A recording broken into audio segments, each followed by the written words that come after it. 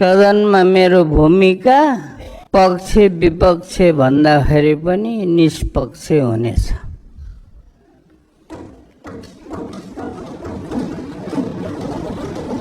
समाजसेवी भएको हुनाले मलाई प्रतिनिधि सभाको चुनावमा उम्मेदवार हुने कुनै रहर पनि थिएन, मैले सोचेको पनि थिएन।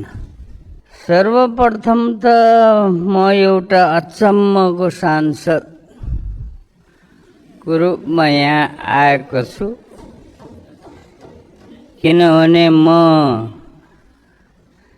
फरक छु, बोल्ने तरिका पनि फरक छ, काम गर्ने तरिका पनि फरक छ। सबै कुरा म प्राय सबैसँग मिल्दैन।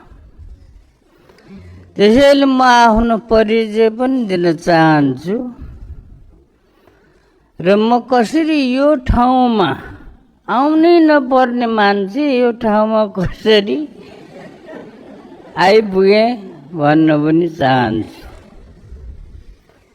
म अमेरिकामा पढेर नेपालमा 2049 साल भाद्र महिनामा आएको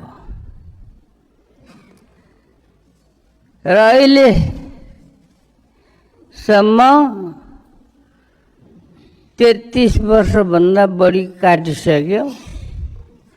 एउटा झोला बोकेर पूर्णकालीन समाजसेवीको रूपमा काम गरिरहेको छु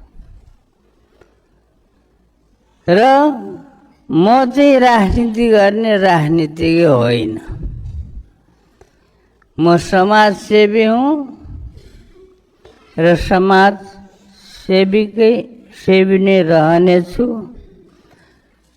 सदनमा मेरो भूमिका पक्ष विपक्ष भन्दाखेरि पनि निष्पक्ष हुनेछ।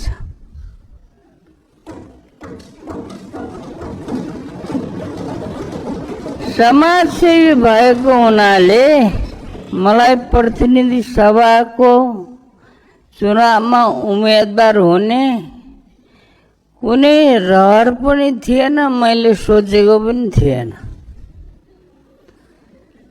तर 2082 साल भाद्र 23-24 गतेको जेनजी आन्दोलन भएपछि जेनजी भाइ बहिनीहरूले मलाई नै बोलाएर शिक्षा तथा विज्ञान मन्त्री बनाइदिए।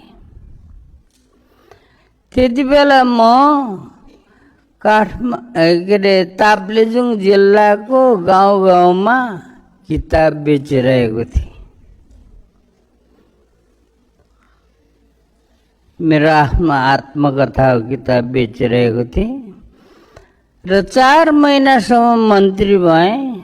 4 महिनासम्म मन्त्रीको रूपमा काम गर्दाखेरि मैले शिक्षा क्षेत्रमा भएका अनेकौं समस्याहरू, चरम राजनीतिकरण र विकृतिहरू देखेँ।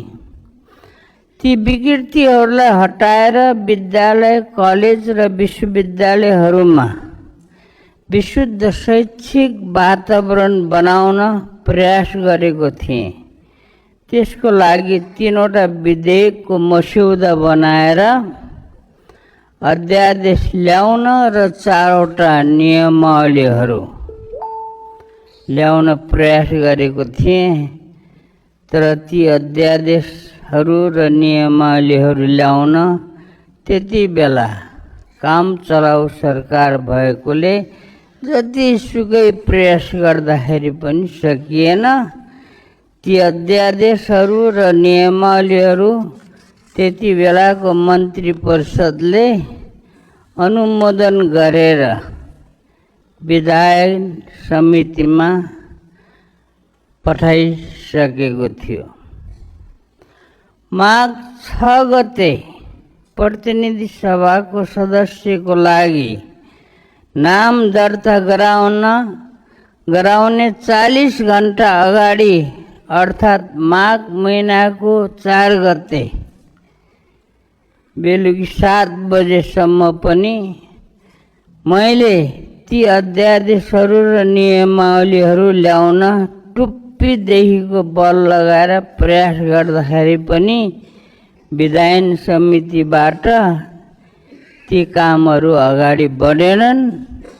त्यसैले मैले मन्त्री पदबाट राजीनामा दिएर म्याग्दीमा स्वतन्त्र उम्मेदवारको नाम दर्ता गराउन गएको हो।